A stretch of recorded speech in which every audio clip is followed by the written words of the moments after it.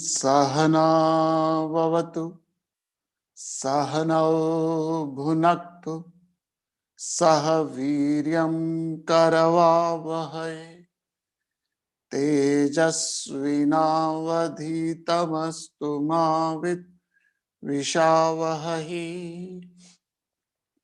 ओम शांति शांति शांति। हरिओम, स्वागत है आपका इस स्पेशल लेक्चर में। ये लेक्चर हमारा हर साल होता है संक्रांत के दिन में, संक्रांत से अगले संडे में। गाजियाबाद हमारी जो क्लास है वो ऑर्गेनाइज करती थी, तो इस समय उनका फोन आया कि सर इस बार हमारा संक्रांत का स्पेशल लेक्चर रह गया। तो हमने कहा संक्रांत का लेक्चर रह गया तो जूम में कर लेते। That's why we have this special lecture on the request of Ghaziabad class, कि उन्होंने कहा कि हमारा एनुअल फीचर होता था। देखिए, संवाद होना चाहिए, विवाद नहीं होना चाहिए, डिस्कशन होनी चाहिए, आर्ग्यूमेंट नहीं होनी चाहिए, क्योंकि जहां संवाद होगा वहां सल्यूशन निकलेंगे। जहां संवाद होगा वहीं सल्यूशन निकलेंगे। और यही आज का हमारा मेन टॉपिक है, रेलेवेंस ऑफ कुंभ। तो संक्रांत में हम हर साल कोई ना कोई स्पेशल एक लेक्चर करते हैं। तो आज का हमारा टॉपिक है द रेलेवेंस ऑफ कुंभ, क्योंकि अभी आने वाला कुंभ का पहला स्नान संक्रांत में शुरू हो गया, लेकिन 15 मार्च से शुरू हो जाएगा कुंभ हरिद्वार में, और 15 अप्रैल शिवरात्रि तक रहेगा। तो कुंभ की महिमा क्या है, कुंभ का रेलेवेंस क्या है, कुंभ की जरूरत क्या है, कुंभ की आवश्यकता क्या है, जरूरत भी है कि नहीं है, सिर्फ एक रिचुअल है, उसको आज के मॉडर्न वर्जन में देखने का प्रयास करेंगे। देखिए, एक चीज समझ लीजिए, वेदांता का बड़ा स्ट्रॉन्ग लॉ है, the knowledge proceed from known to unknown. Knowledge always proceed from known to unknown. For example, आपको रेलवे स्टेशन जाना, आपको पता नहीं रेलवे स्टेशन किधर है। मैं कहता हूं श्यामा प्रसाद मुखर्जी मार्ग पे है, आपको श्यामा प्रसाद मुखर्जी मार्ग नहीं पता, therefore a unknown Shyama Prasad Mukherjee Marg will not take you to railway station. मैं कहता हूं फतेहपुरी के पास है, you don't know even Fatehpuri, so Fatehpuri will not take you. I said Delhi public library के सामने कोडिया पुल के पास है, I may give you the right information, लेकिन आप रेलवे स्टेशन नहीं जा पाओगे, क्योंकि Kodiya Pul, Delhi public library, Shyama Prasad Mukherjee Marg, Fatehpuri are all unknown to you. लेकिन जैसे मैं कहता हूं चांदनी चौक के पास है, the Penney drops. The moment ऐसे चांदनी चौक के पास है, द पेनी ड्रॉप्स, मीनिंग समझ आ जाती है। क्यों आ जाती है? क्योंकि I given you something known. So known to unknown, ये फिलॉसफी का, वेदांत का बड़ा स्ट्रॉन्ग नियम है। Knowledge proceed from known to unknown. So वो कॉन्सेप्ट अननोन है हमें, और अननोन कॉन्सेप्ट को अननोन तरीके से समझाया जाए तो सर के ऊपर से बात निकल जाती है। इसलिए कुंभ को हम व्यवहारिक तरीके से समझने का प्रयास करते हैं, मॉडर्न एग्जाम्पल से, उसका रेलेवेंस मॉडर्न एग्जाम्पल से समझने के हम दरकार करते, हम कोशिश करते। So end of the day Kumbh के कई फैसेट्स हैं, फाइनेंशियल फैसेट्स भी हैं। एक बहुत बड़ी इकोनॉमी चलती है। हरिद्वार, 4 जगह कुंभ होता है, हरिद्वार में, नासिक में, उज्जैन में और प्रयागराज में, जिसका पुराना नाम इलाहाबाद है। 4 जगह जहां पे ये कुंभ होता है, एक है प्रयागराज, एक है नासिक, एक है उज्जैनी और एक है हरिद्वार। कथा आती है, देव और असुरों के बीच में मंथन हुआ, और देव और असुर के बीच में जब मंथन हुआ तो उस मंथन के पीछे लड़ाई हुई, वासुकी बनाया गया। देवताओं और असुरों के बीच में जब मंथन हुआ तो वासुकी को रस्सी बनाया गया, कछुए को बेस बनाया गया और मेरु पर्वत को पर्वत बनाया गया। तो देवताओं और असुरों के बीच में जब मंथन हुआ और उस मंथन में सबसे पहले विष निकला। ये मैं पुरानी कथा बताता हूं। तो 4 जगह कुंभ होता है। तो जब मंथन हुआ तो सबसे पहले विष निकला, हलाहल विष। उस हलाहल विष को भगवान शिव ने पी लिया। और जब भगवान शिव ने वो हलाहल विष पिया तो दुर्गा मां ने, पार्वती ने गले में रोक दिया। और जब गले में रोक दिया तो वो उनका गला नीला हो गया, इसलिए भगवान शिव का नाम पड़ा नीलकंठ। मैं सिर्फ आपको माइथोलॉजिकल स्टोरी बता रहा हूं, उसका फिर सिंबोलिज्म बताऊंगा। एंड देन फिर मंथन शुरू हुआ। फिर निकले हाथी, घोड़े, कामधेनु, गाय निकली। एंड देन लक्ष्मी निकली।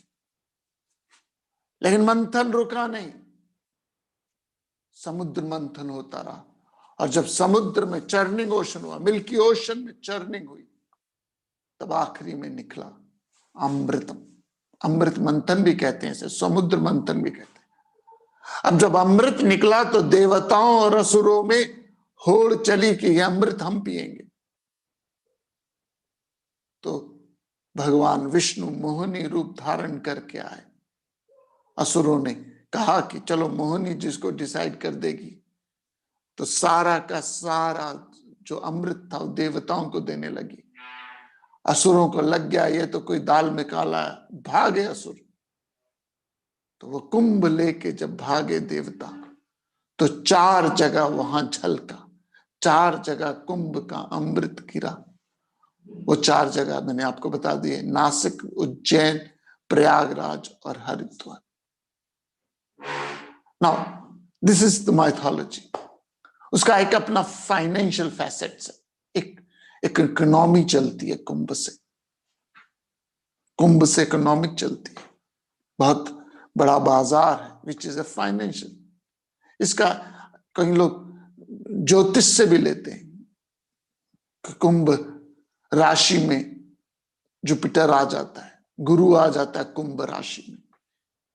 लेकिन इस बार कुंभ 11 साल बाद हरिद्वार में रहा, 14 साल बाद नहीं हो रहा, 11 साल बाद आ रहा है, 12 साल बाद होता है। इस बार थोड़ा जल्दी आ रहा है क्योंकि राशि फल के कारण कुछ होता है। तो इसका एक इकोनॉमिकल फैक्टर्स है, बहुत बड़ी मार्केट है। जैसे नवरात्रों के दिन में घी, सूजी, चीनी की डिमांड बढ़ती है। क्यों बढ़ती है? क्योंकि हर घर में कंजकें निकलती हैं। लोहड़ी के दिन में मूंगफलियों की डिमांड आती है। क्यों? क्योंकि हर घर में तिल और मूंगफली खाया जाता है, etcetera etcetera. It's economical reason, इसका सोशल रीजन भी है, it has its own mythological. लेकिन इसका एक स्पिरिचुअल रीजन, ये मंथन है, दिमाग का मंथन। और दिमाग में मंथन होता है, चर्निंग होती है। और ये नेगेटिव और पॉजिटिव प्रोपेंसिटी के बीच में होती है, अच्छे और तमस और रजस और सत्व के बीच में होती है, नेगेटिव और पॉजिटिव के बीच में होती है, आलस, लेजीनेस और सत्व के बीच में होती है। और इस मंथन में सबसे पहले अपनी कमियां नजर आती हैं। When you start thinking, you start knowing your own mistakes, your own follies, your own negativity. और वो नेगेटिविटी आप प्रथम गुरु, जगत गुरु भगवान शिव को अर्पण कर देते हो। और गुरु को आप अपने अवगुण बताते हो। किसी अरे गहरे नथु खैरे को अपने अवगुण बता दो तो या तो उसका दिमाग खराब हो जाता है या उसके इमोशंस खराब हो जाते हैं। फॉर एग्जाम्पल, आप अपने दुख किसी इमेच्योर इंडिविजुअल को बता दो, आप अपने अवगुण किसी इमेच्योर इंडिविजुअल को बता दो, उसका दिल खराब हो जाएगा, उसके रात को नींद नहीं आएगी। आप अपने अवगुण किसी अहंकारी व्यक्ति को बता दो तो उसका दिमाग खराब हो जाएगा, ईगो आ जाएगी। आज नहीं बोलेगा या आज नहीं बोलेगी, 10 साल बाद बोलेगी। आज अपने आप को पता नहीं क्या समझ रही है, 10 साल पहले आके रोती थी मेरे सामने ये। तो यदि आप अपने अवगुण विष को किसी इमेच्योर व्यक्ति को बताते हो, वो जो क्वालिफाइड नहीं आता, तो उसका दिमाग खराब हो जाएगा या उसका दिल खराब हो जाएगा। लेकिन जगत गुरु, प्रथम गुरु भगवान शिव दिमाग और दिल के बीच में उस अवगुणों को रख लेते हैं। नीलकंठ बना उनका नाम। ना तो उनका दिमाग खराब हुआ, ना दिल खराब हुआ। तो मंथन शुरू हुआ, और जैसे आप मंथन करते हो, हाथी घोड़े गाय आती है। हाथी घोड़े गाय का मतलब है पशुधन। आज के जमाने में हम अपनी महंगी महंगी कारें रखते हैं घरों के सामने। हजारों साल पहले हाथी घोड़े होते थे, गाय होती थी, बड़ी बड़ी महंगी महंगी अच्छी गाय होती थी जो शो करते, भैंस दिखाते थे। तो ये पशुधन है। तो ज्यादातर जब हम मंथन करते हैं, सोचना शुरू करते हैं, जब आप सोचना शुरू करते हैं, because most of us don't think, most of us we don't think, we just do mechanical activity। कुछ इस तरह करो कि भीड़ में तन्हा दिखाई दो, कुछ इस तरह करो कि भीड़ में तन्हा दिखाई दो। when you think you become, you get Lakshmi। चाहे वो वॉरेन बफेट हो, चाहे वो बिल गेट्स हो, चाहे वो अंबानी हो, टाटा हो, लक्ष्मी क्यों आई इनके पास? क्योंकि दे थॉट, सोच उन्होंने लोगों से पहले सोचना शुरू कर दिया। टेस्ला का जो हेड है, जो टेस्ला का हेड है, ही इज थिंकिंग कि कैसे स्पेस में लोगों को ले जाए, उसकी सैटेलाइट्स कैसे बनाई जाए, उस पे सोच रहा है। दुनिया का रिचेस्ट मैन जो आज है हस्क, वो सोच रहा है। क्या क्या सोच रहा है? मंथन कर रहा है। किस बात पे? कि कैसे इंसान को स्पेस पे ले जाया जाए, उसका बिजनेस सोच रहा है। I am not saying right और रॉन्ग है, but the fact of the matter is when you think, Lakshmi आती है, लक्ष्मी आती है। और प्रॉब्लम सब में क्या है? जैसे ही लक्ष्मी आती है, जैसे ही पैसा आता है, कंफर्ट्स आती है, लग्जरी आती है, हम मंथन बंद कर देते हैं, हम सोचना बंद कर देते हैं। उनका माल इतना सीते पड़ा, उन तो ऐश करांगे, ऐश करेंगे। हिंदी की ऐश सोचते हो, अंग्रेजी की ऐश बन जाते हो। we stop thinking, stop thinking। लेकिन मंथन रुकना नहीं चाहिए।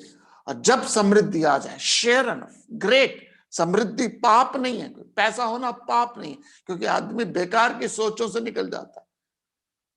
अब उसे ठन्नी चोनियों के बारे में सोचना शुरू होता है। जब मंथन करते हो तो पहले विषय निकलता है, फिर कंफर्ट्स आती हैं, हाथी घोड़े आते हैं, कामधेनु आती है, और ज्यादातर लोग समृद्धि आते ही आलसी हो जाते हैं, समृद्धि आते ही लेजी हो जाते हैं। लेकिन वो मंथन रुके ना, वो मंथन है मोक्ष, वो मंथन है अध्यात्म, वो मंथन है सेल्फ रियलाइजेशन, वो मंथन है मोक्ष। और उस अमृत मीन्स डेथ, अमृत मीन्स इमोर्टैलिटी। उस अमृत को प्राप्त करने के लिए आपको, मुझको मोक्ष तक रुकना नहीं है, बंधन नहीं बंधने, हाथी घोड़ों के बंधनों में भी नहीं बंधना, कंफर्ट्स और लग्जरी के बंधनों में भी बंधना। तो ये मंथन शुरुआत हुई। अब इसकी शुरुआत हुई तो उसका प्रोसेस क्या है? ये तो हो गई पुरानी कहानी, उसका मॉडर्न वर्जन क्या है? तो सबसे पहले एक चीज मैं आपको जरूर बताना चाहूंगा। I was very pleasantly surprise जब मैं पहली बार बैंकॉक गया। ये सामने आपके बैंकॉक एयरपोर्ट का टर्मिनल डिपार्चर लॉन्च की फोटोग्राफ है। ये सामने आपके डिपार्चर लॉन्च की फोटोग्राफ है जब आप चेकआउट होते हो उसके बाद। और बैंकॉक एयरपोर्ट में ये अमृत मंथन का पूरा ह्यूज एक कैनवस है। कैनवस में नहीं है, स्कल्पचर है। Now why I am bringing this whole thing story together is कि हम सब लोग अपने आप को सोचते हैं कि ये Hindu idea, it is Hindu idea, no doubt about, but it is a idea which came from India, that's all. For example mobile का, सॉरी, फोन कहां से आया? फोन कहां से आया? दुनिया का सबसे पहला फोन कहां बना? ग्राहम बेल ने बनाया, कैनेडियन था। ग्राहम बेल ने पहला फोन बनाया, उसकी गर्लफ्रेंड का नाम हेलो था। ग्राहम बेल की गर्लफ्रेंड का नाम हेलो था, तो सबसे पहले जब अपने गर्लफ्रेंड को उसने हेलो बोला, और वो उसकी गर्लफ्रेंड अनादिकाल तक प्रसिद्ध हो गई। नाउ फोन कनाडा से आया, but when you use your phone, you don't say it's a Canadian phone. It's a Canadian technology. It's a universal concept. Canada से फोन आया, बट आप कैनेडियन नहीं मानते, it's a universal, all over world we use. योग भारत से आया, of course योग भारत से आया, लेकिन वो भारत का चीज नहीं है, वो यूनिवर्सल है, पूरी सनातन है। मेडिसिन कई कंट्री से आई, रेडियम फ्रांस से आया, कई जगहों से अलग अलग गाड़ियां आई, बट वो यूनिवर्सल है। सिमिलरली ये आइडियाज जो हैं, ये सिर्फ एक कंट्री के लिए नहीं है, ये यूनिवर्सल। इसको caste, colour, creed, community, country में मत बांधिए, बिकॉज उसी बंधन के कारण ये इवॉल्व नहीं हो पाया। फोन इवॉल्व हुआ, क्यों हुआ? क्योंकि यूनिवर्सल बना। योगा इवॉल्व हो रहा है, क्यों हो रहा है? क्योंकि यूनिवर्सल बन रहा है। तो मंथन है, और ये मंथन जब आप करोगे तो उसके प्रोसेस हैं। तो मॉडर्न वर्जन क्या है इसका?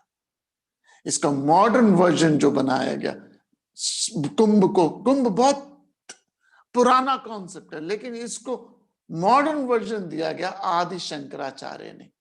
आदि शंकराचार्य ने इसको मॉडर्न स्वरूप दिया, और वो मॉडर्न स्वरूप आदि शंकराचार्य ने 4 जगह अमृत मंथन के जहां जहां गिरा, वहां पे कुंभ की प्रार्थना शुरू करी। और शंकराचार्य ने ही, आप शायद सुन के हैरान हो जाए, शंकराचार्य ने ही ये नागा साधु का कॉन्सेप्ट शुरू किया। नागा साधु जो यहाँ पे कुंभ में स्नान करते हैं, अखाड़े बनाए, क्योंकि हिंदुइज्म को इवॉल्व करने के कई तरीके ढूंढे शंकराचार्य ने। खंडना और मंडना ढूंढा। खंडना और मंडना का मतलब है आर्ग्यूमेंट और डिस्कशन ढूंढी। जगह जगह जाके खंडना मंडना के बल से, धन से, ज्ञान से, तप से, हर तरीके से कोशिश करी। जैसे गुरु गोविंद सिंह जी ने निहंगों की आर्मी बनाई ताकि मुस्लिम इन्वेडर्स को हम कॉन्कर कर सकें। जैसे गुरु गोविंद सिंह जी ने निहंग की आर्मी बनाई। आज भी पाकिस्तान में जो कायदा बनता है, अल्फ बे से ते पे फे ते जे पे ले पे, आज भी जो पाकिस्तान की नर्सरी स्कूलों में अल्फ कायदा बनता है, कायदा मतलब जो वर्णमाला वो बनती है, A for apple, B for boy से, जो अरब उर्दू के बनता है, अल्फ बे से ते पे पे, तो ज शब्द आता है, ज से जालिम। आज भी स्कूल के ज से जालिम में एक निहंग की फोटोग्राफ डाली जाती है। क से जब काफिर लिखा जाता है तो एक ब्राह्मण की फोटो डाली जाती है। That's another issue. बट तो भारतीय संस्कृति सभ्यता के उत्थान के लिए कुंभ में नागा साधुओं की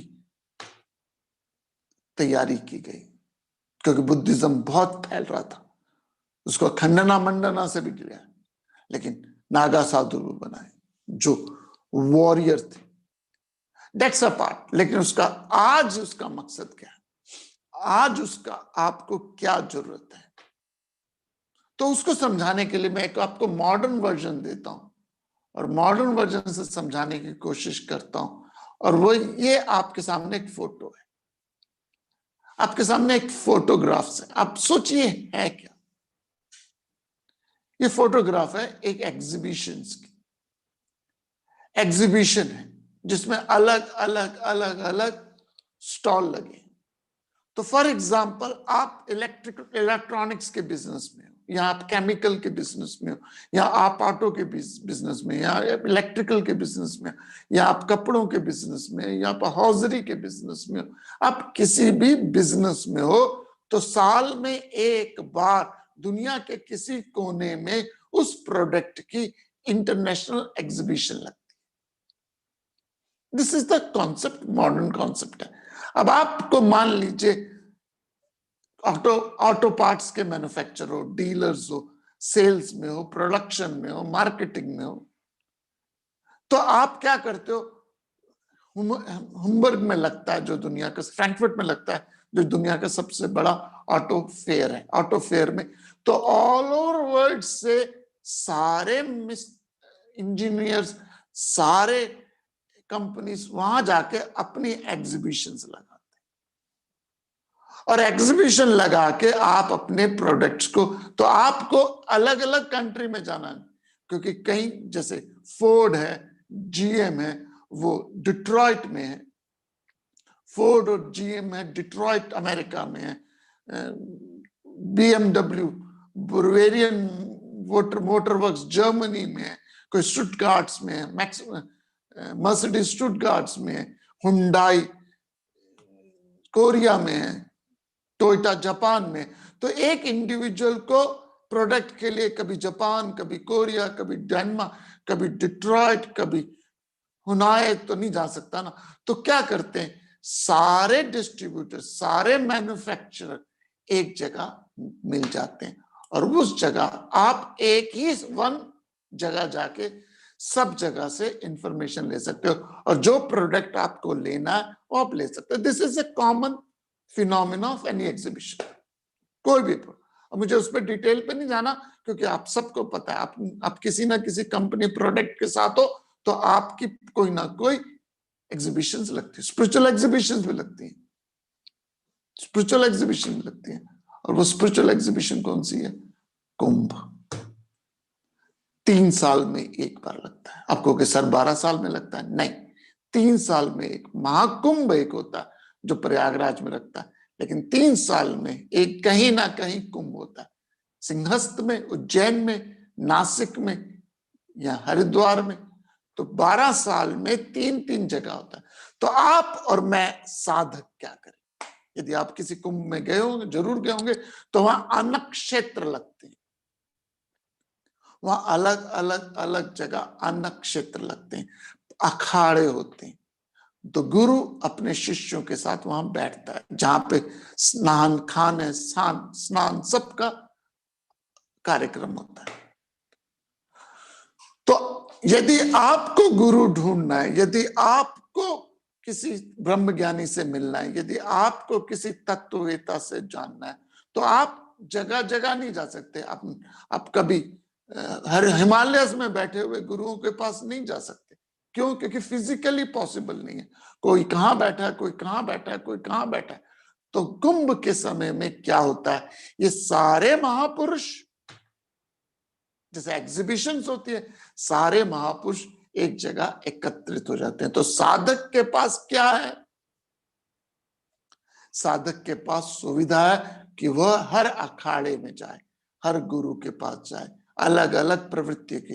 तो वहां पे ब्रह्म ज्ञानी गुरु भी हैं जो सिर्फ ध्यान की बात करते हैं, वहां पे ऐसे गुरु भी हैं जो विवेक और वैराग्य की विचार विमर्श की बात करते हैं, वहां ऐसे गुरु भी विराजमान है जो हरि नाम कीर्तन करते हैं, ऐसे गुरु भी हैं जो पूरा का पूरा हठ योग में बैठे हुए हैं, आग को आगे लगा के धुएं में बैठे हुए हैं। एक पांव में खड़े हुए गुरु भी है जो हठ योगी हैं, कर्म योगी गुरु भी हैं, भक्त योगी गुरु भी है।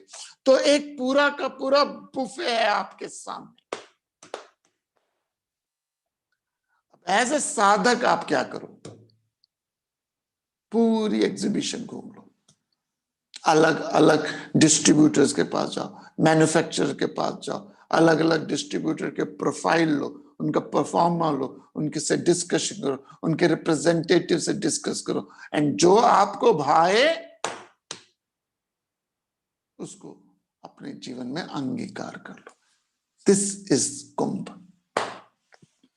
कुंभ में क्या होता है, आप जाएं, ऋषि मुनियों से मिलिए, ज्ञानी ध्यानियों से मिलिए, उनसे वार्तालाप कीजिए, उनसे संवाद कीजिए, गंगा स्नान कीजिए, नहाइए, खाना खाइए, उनकी उनकी उनकी पूरी की पूरी मर्यादा से पूजा कीजिए, उनके साथ रहिए, उनके सानिध्य में रहिए। अलग अलग गुरुओं के पास जाइए। क्यों? क्योंकि ये एक बहुत बड़ा कुंभ है और गागर में सागर भरते, तभी गुरु कुंभ राशि में आ जाता है। गुरु मीन्स विजडम, एक जगह इकट्ठी हो जाती है दुनिया भर की विजडम, दुनिया भर की विजडम, अलग अलग अखाड़े, अलग अलग लोग एक जगह एकत्रित हो जाते हैं, गागर में सागर भरती जाती है। कुंभ का मतलब यही है कि कुंभ में गुरु विराजमान हो जाता है। लोग कहते हैं कुंभ राशि में गुरु आ गया, फेयर इनफ होता होगा, लेकिन इसका मतलब क्या है कि एक ही जगह पे आपको सारे गुरु विराजमान हो जाते हैं। तो कुंभ का मकसद क्या है, रेलेवेंस ऑफ कुंभ क्या है, कि आप अध्यात्म में मंथन करें। अध्यात्म सिर्फ यही नहीं है कि महामुरादा पूरी कर दे, हलवा बांटूंगी, ऐसे भी गुरु है जो आपकी ये मनोकामना भी पूरी करते। अध्यात्म का मतलब है सिर्फ पैसा लेके गुजारा करना नहीं। अध्यात्म का मतलब ये नहीं है कि आप सिर्फ मंथन करो और लक्ष्मी आए जय श्री राम करके चले गए।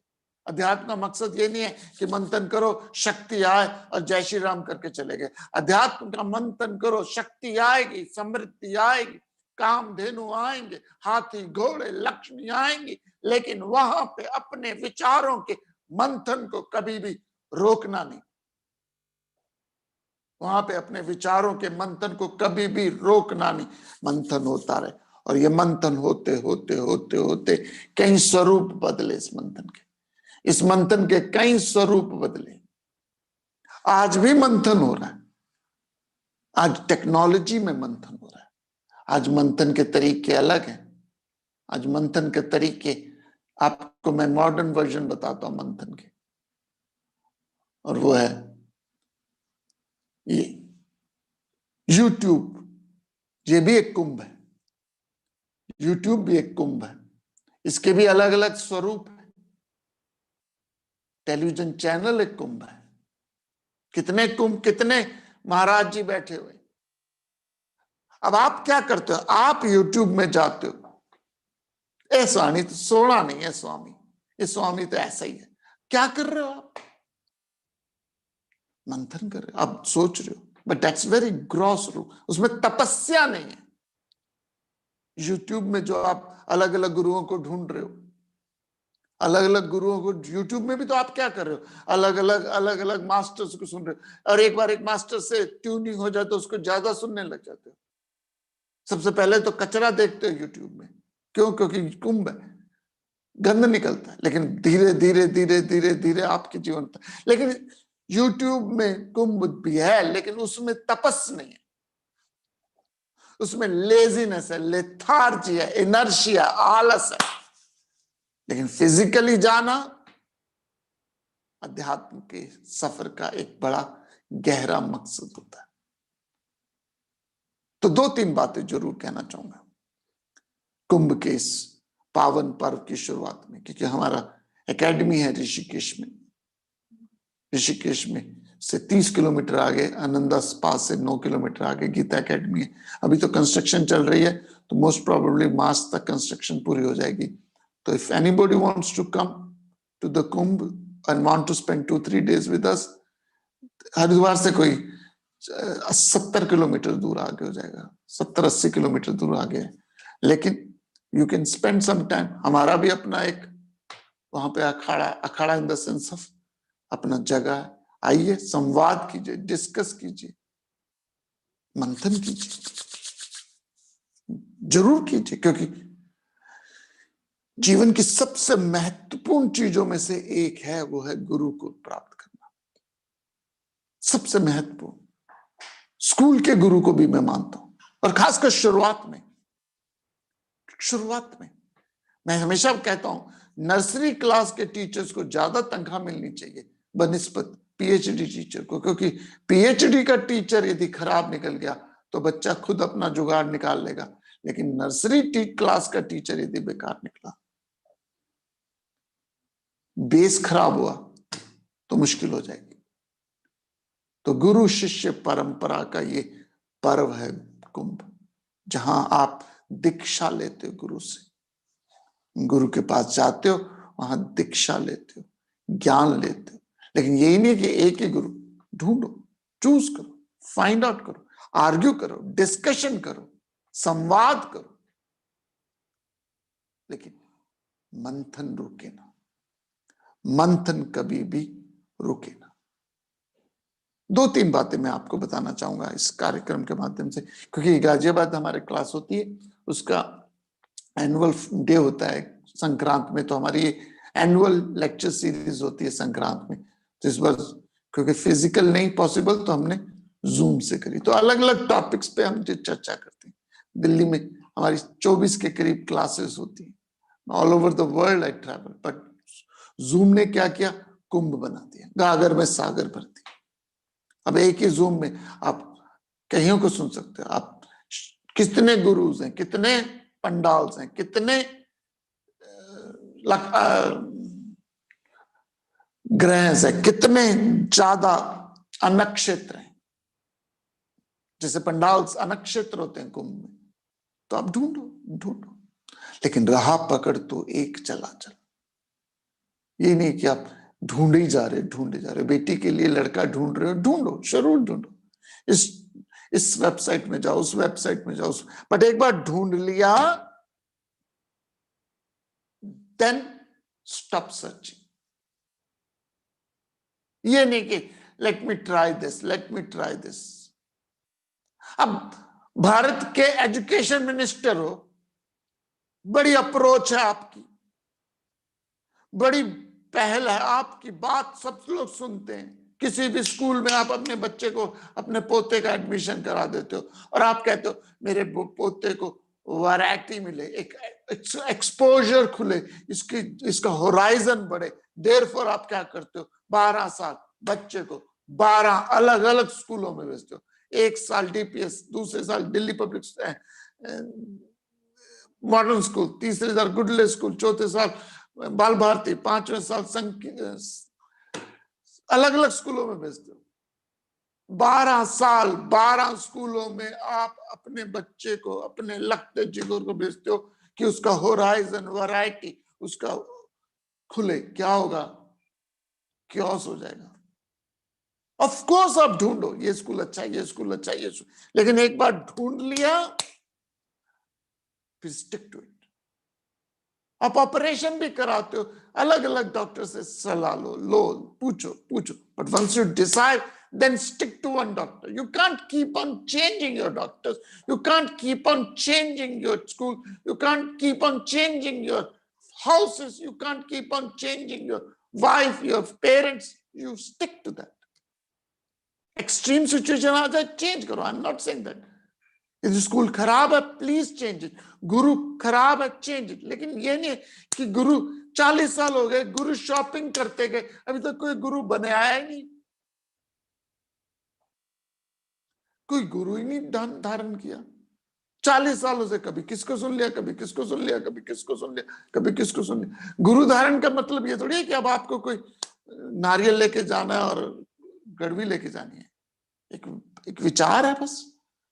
तो कुंभ जो है वो एक परंपरा है जहां पे गुरु विराजमान हो जाते हैं। एक जगह सारे गुरु एक जगह विराजमान हो जाते हैं, और वो जहां विराजमान हो वहां पे मंथन। तो आखिरी में छोटी सी विचार के साथ मैं अपनी वाणी को विराम लूंगा। वो ये 45 मिनट का लेक्चर नहीं है, ये 35 या 37 मिनट का लेक्चर होगा। वो ये कि हम सबकी लाइफ में बहुत बहुत अपॉर्चुनिटी आती है अध्यात्म के लिए। अध्यात्म की बहुत अपॉर्चुनिटी आती है, उसको मिस मत करें। जैसे मान लीजिए अब व्यापारी हो और बहुत अच्छी अपॉर्चुनिटी आई आपके पास, और आपने मिस कर दी वो, ये बड़ा अच्छा सौदा है ऐसी, और आपने उसको किसी रीजन से, किसी मोह से उसको छोड़ दिया। लाइफ लॉन्ग आपकी लाइफ में क्या होगी, उसकी कोई ना कोई ग्लानि होगी। बड़ी अच्छी जॉब अपॉर्चुनिटी आई थी, लेकिन मोह के कारण छोड़ दी, उम्र भर उसकी दिक्कत रहेगी। तो संत महापुरुषों का किसी को यदि अंगीकार मिलता है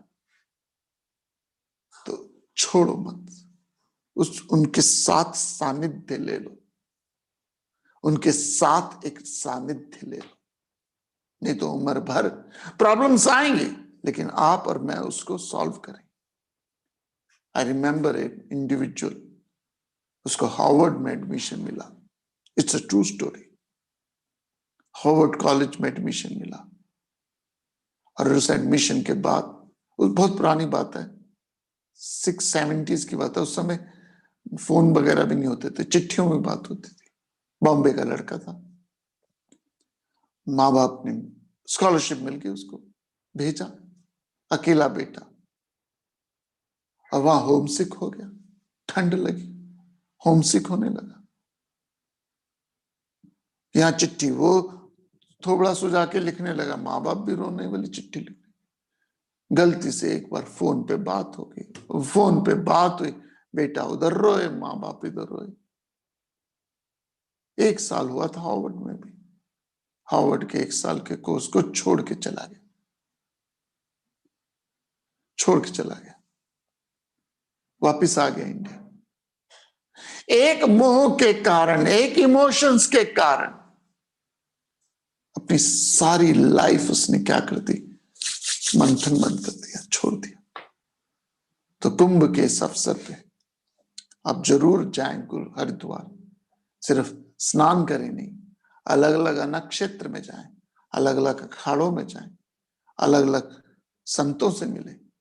लेकिन जब जीवन में कोई संत बस जाए, फिर उसके सानिध्य में उपासना कीजिए, फिर गुरु की उपासना कीजिए। उपासना का मतलब क्या है, उपासन, उपासन का मतलब है उनके सामने नीचे बैठिए। उपनिषद का मतलब ये है, क्योंकि मंथन कभी रुकना नहीं चाहिए, मंथन हमेशा चलता चलना चाहिए। और मंथन में सबसे पहले आपको अपनी कमियां नजर आएंगी, विष अपने गुरु को बता दीजिए, उसके विष के बाद समृद्धि आएगी, शक्ति आएगी, लेकिन शक्ति समृद्धि पे रुकिए नहीं, और आखिरी में जाके अमृतम आएगा। और एक बार अमृतम आ गया, फिर आप अपने आप को अपना खुद का एक नक्षत्र खोल सकते हो, अपना खुद का एक ऑर्गेनाइजेशन खोल सकते हो। इसी विचार के साथ हरिओम तत्सत।